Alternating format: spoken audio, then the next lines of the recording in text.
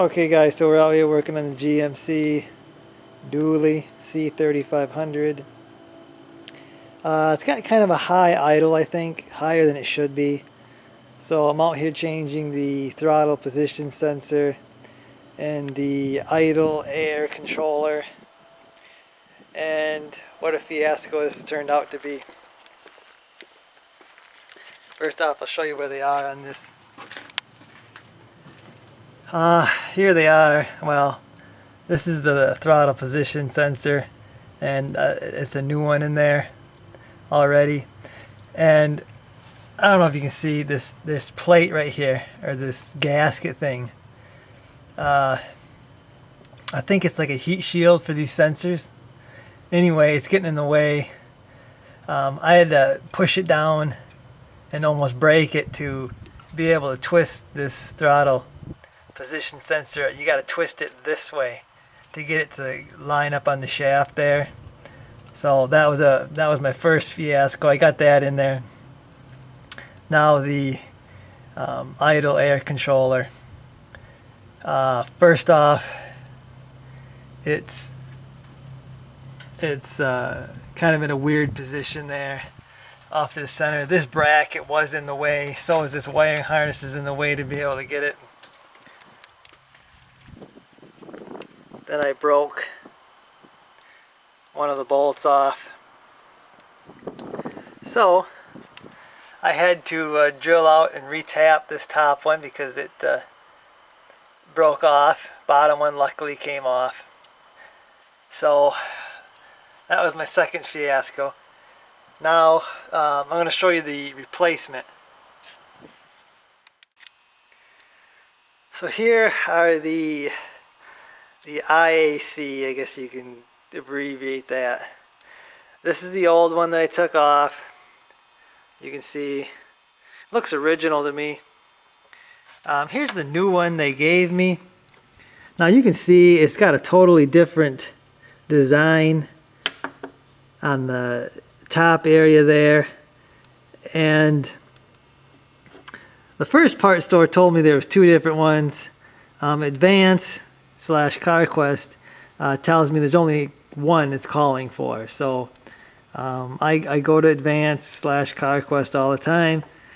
So I'm going to trust him here. He says if it doesn't work, I can bring it back and get my money back. But this is the one they're calling for. Also, the plug-in, you can see, is facing different on these. And it's not a real big deal. There's enough room, I believe.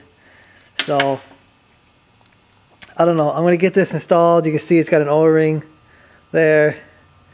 And hopefully this is my problem.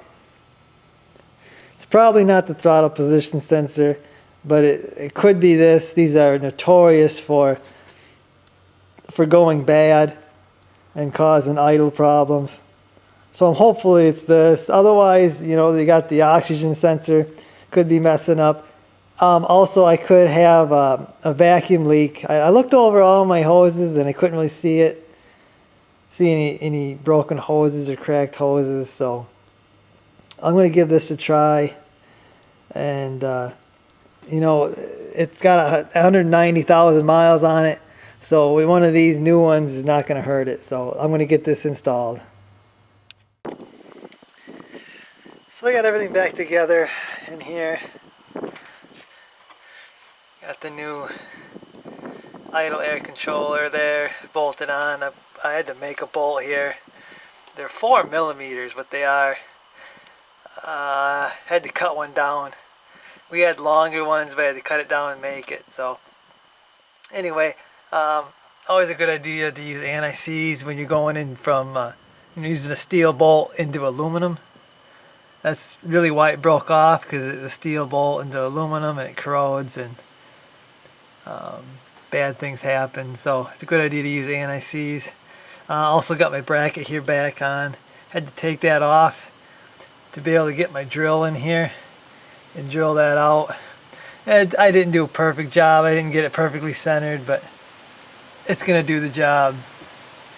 It's going to hold it. So I'm happy with it. I got to get my air cleaner on and then probably fire this thing up, take it for a drive, and see if the idle issue is gone.